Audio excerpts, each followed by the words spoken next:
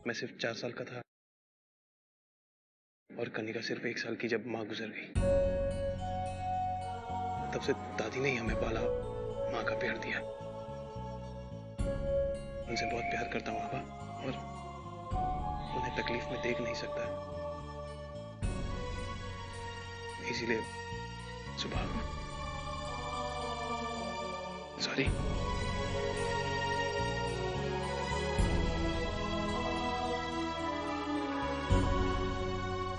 Thank you so much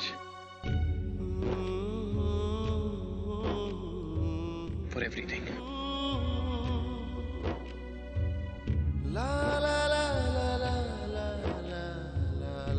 इंसान अपनी पत्नी से ही उम्मीद कर सकता है ना।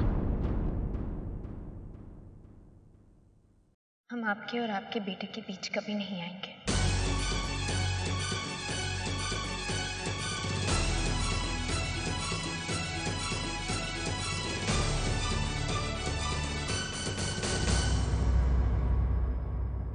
तुम मेरे कौन हो?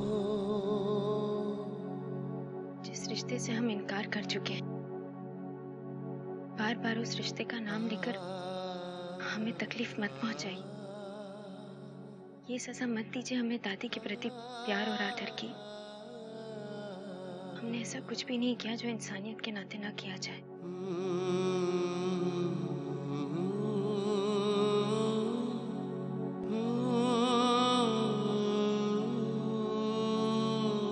इंसानियत भी एक रिश्ता ही है आभा। यही रिश्ता तो बाकी सारे रिश्तों को जन्म देता है। मैं जानता हूं तुम्हारे दिल में क्या है, और हर कदम पर भगवान मेरा साथ दे रहे हैं, देते रहेंगे।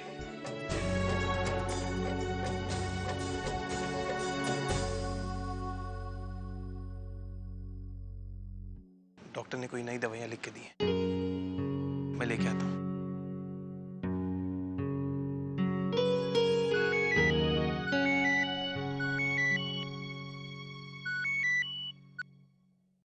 हेलो हेलो आभा, सुनो, हमें आने में थोड़ी देर हो जाएगी। दादी को टाइम पर दवाई दे देना। कनिका जी आप। Hello Shyam ji madam. जाकर दादी को दवाई दे दो। मैडम दादी मेरे हाथ से पानी भी नहीं पीती। करन भी नहीं है और दादी को दवाई देना जरूरी है। मैडम आप ही दे दीजिए ना।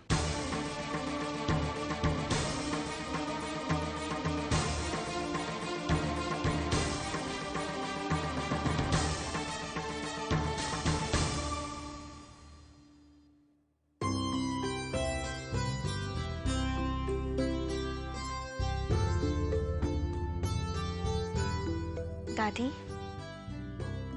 दवाई ले लीजिए। हाँ।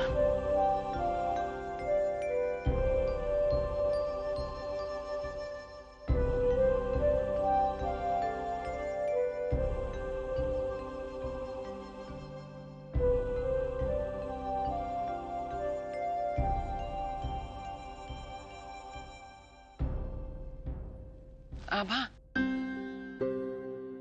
तनिक यहाँ बैठ हमारे पास। हाँ? ऑफिस में बहुत काम है, हमें जाना होगा।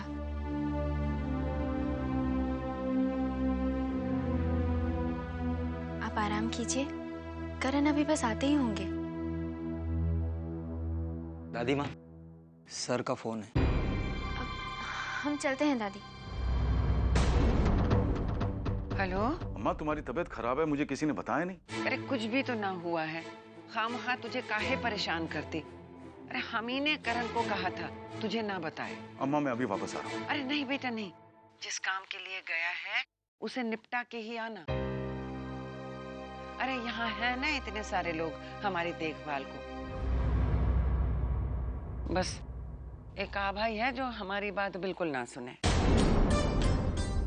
तेरा हुक्म बराबर मानती है, तो उसे बोल कि अभी घर का काम दफ्तर का काम छोड़ दे और हमारे पास बैठे। वो हमारे पास रहेगी तो हम जल्दी ठीक हो जाएंगे। अम्मा सब लोग हैं ना घर में। सब लोग हैं पर उनमें आभा जैसा तो कोई ना है ना। तू बोल उसे अम्मा सुनो।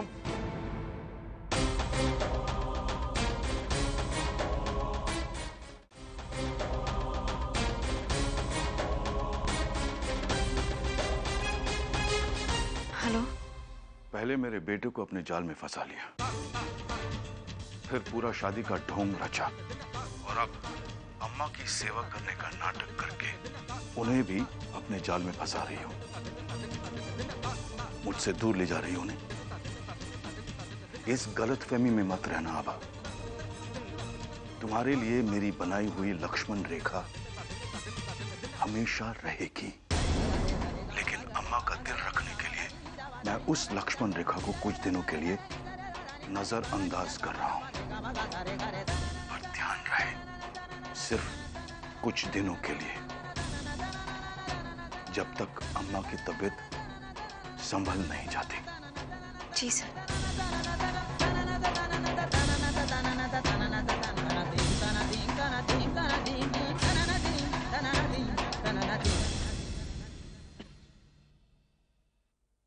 अब तो न जाएगी ना हमें छोड़ के? नहीं दादी, आप आराम कीजिए।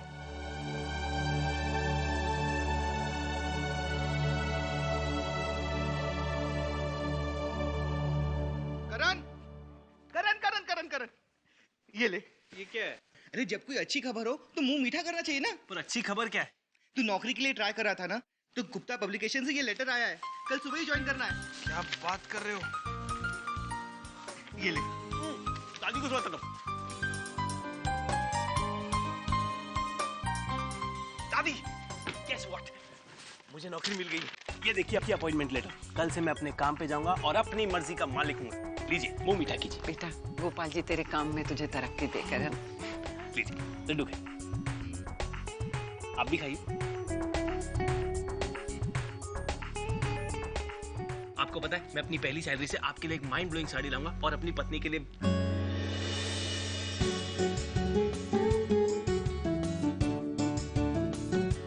पत्नी के लिए? अरे पहले पत्नी को घर तो ले आ, फिर साड़ी भी ले लेना।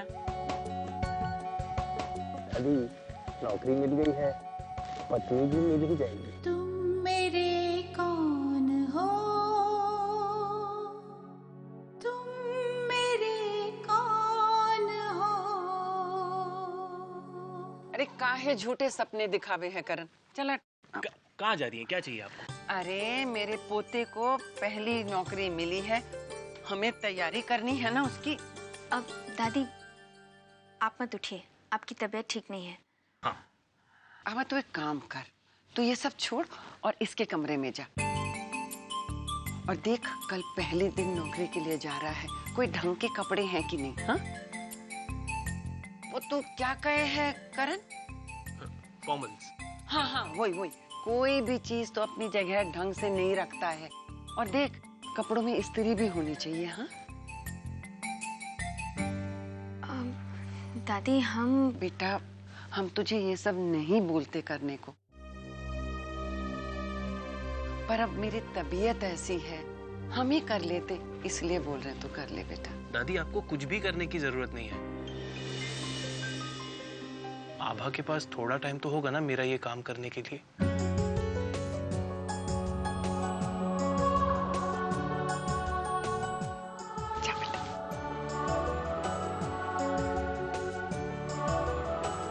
चलिए। आइए। आपका अपने कमरे में स्वागत है। तुम मेरे कौन हो, मेरा मतलब है ये कमरा पहले आप ही का था ना? मेरे कौन हो।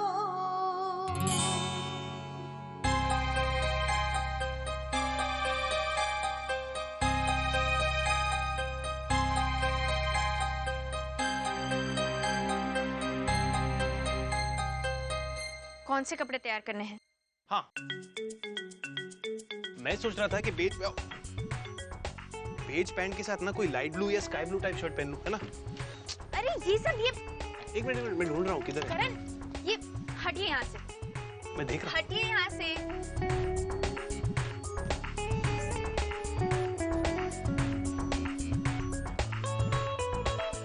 ये कैसे रखा हुआ है करण? कोई भी चीज ढंग से नहीं रखी। इसमें कैसे ढूंढे कोई?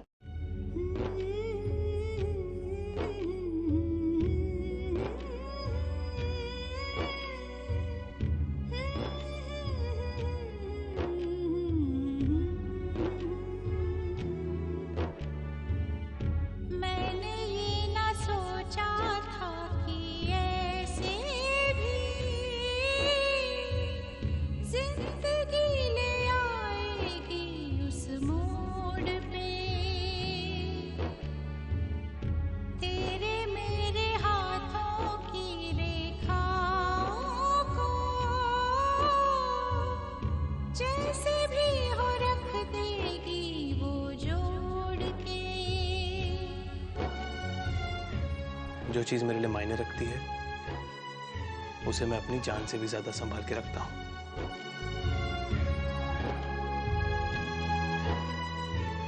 वैसे एक चीज और है जो मैंने बहुत संभाल के रखी है।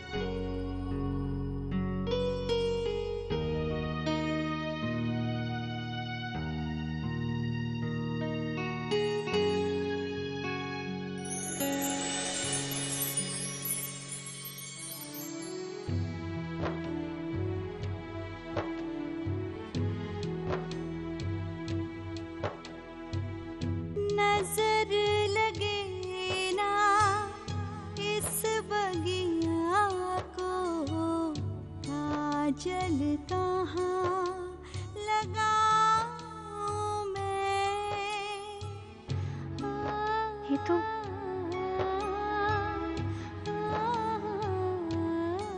हमारी गुड़िया का घर यहाँ।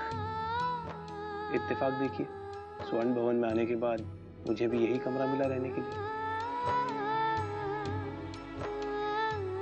आपकी महक आज भी इस कमरे में है। शादी के बाद मैंने सोचा कि क्यों ना पुरानी यादों को शेयर करने के लिए इसे संभाल के रख लूं। मेरा फर्ज भी है। बस चुप रहिए आप।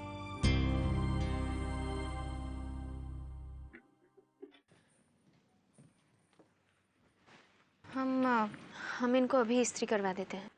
Thank you.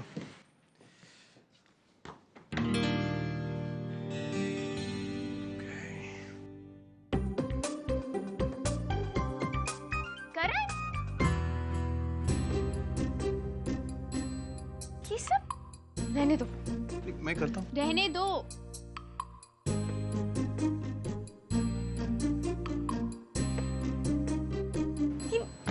ये सब हटिए यहाँ से। कोई साफ भी नहीं करता। अरे पूरा कमरा क्यों साफ कर रही है? इसकी जरूरत नहीं है। दादी ने ना कहा होता ना तो हम इस कमरे में कभी ना आते।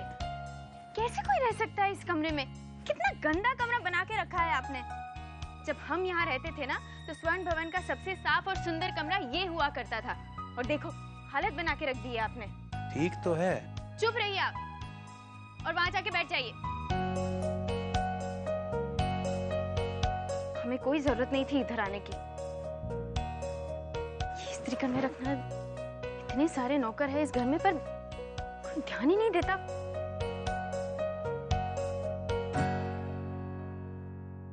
ऐसे खुश होने की कोई जरूरत नहीं। दादी ने ना कहा होता ना तो हम यहाँ कभी ना आते।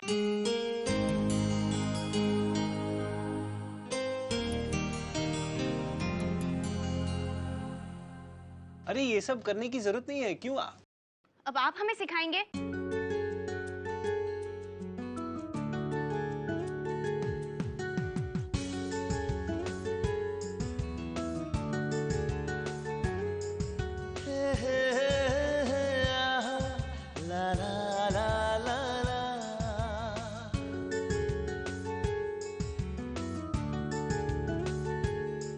बैठे रहो ऐसे मेरे आगे तुम, मैं भी यूं ही तुमको रहूं देखता।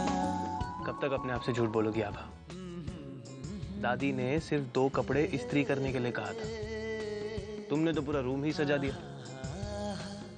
क्यों तुम्हारे इस कमरे में आने के बाद मुझे ये एहसास हो रहा है कि तुम नहीं चाहती मैं इस तरह इस कमरे में रहूं? बोलो। मेरे कौन हो, तुम मेरे कौन हो।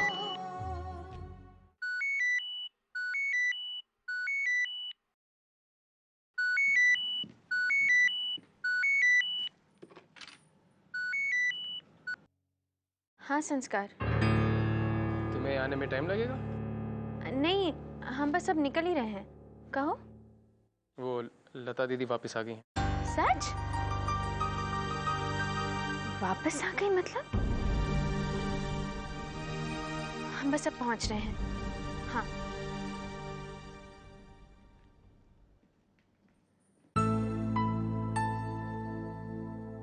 ऐसे क्या देख रहे हैं?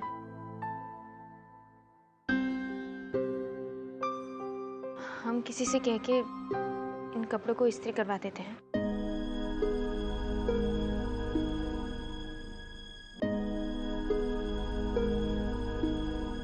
संस्कार कौन है? चाची जी ने जो भी किया है बिल्कुल सोच समझ के किया है। आप ही समझाइए। लता, दूध ले लो।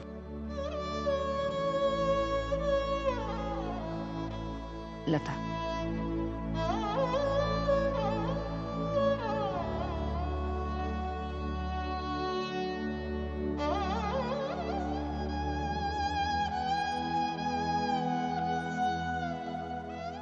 तुम इतनी उदास क्यों हो लता? तुम चाहती हो ना कि ये बच्चा हम जानते हैं बेटा, एक औरत का पति के बगैर जिंदगी गुजारना अभिशाप होता है, लेकिन पति का अत्याचार सहना ये अभिशाप से बढ़कर होता है लता। और हम तुम्हें ये सब सहते हुए नहीं देख सकते, इसलिए हम तुम्हें यहाँ ले आए। अब ये तुम्हारा फैसला है कि तुम क्या करना चाहती हो। तुम इस बच्चे को जन्म देना चाहती हो या नहीं, और तुम्हारा जो भी फैसला होगा हमें मंजूर होगा।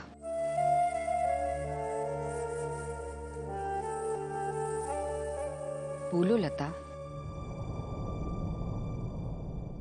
मैं अकेले इसकी परवरिश तुम कर सकती हो लता।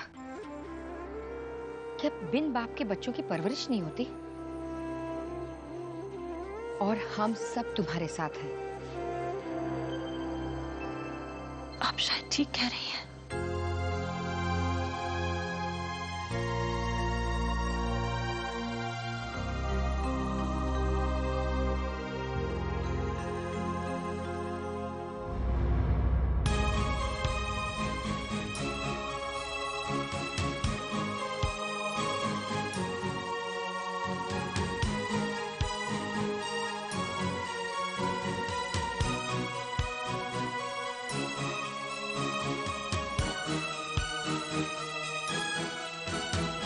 समरजीत ने तुम्हारे साथ बदसलूकी की और तुमने हमें पता तक नहीं चलने दिया। क्यों लता?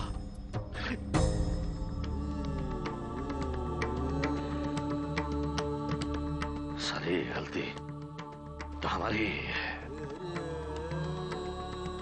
हमने ही अपने बच्चों को अपने से बहुत दूर कर दिया। तुम्हें कोई तकलीफ हो तो वो तकलीफ हमें बताते हुए भी उनको डर लगता।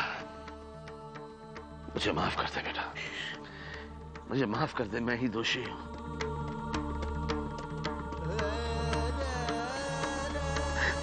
बस बस बस। चाचा जी, आप इस सब में खुद को दोषी क्यों मानते हैं? इस सब में आपका दोष नहीं, समरजीत का दोष है, जिसने अपनी पत्नी का सम्मान नहीं किया। और चाची जी ने बहुत अच्छा किया जो दीदी को यहाँ ले आई। कम से कम अपने लोगों के बीच में रहेंगी तो कोई अत्याचार तो नहीं करेगा।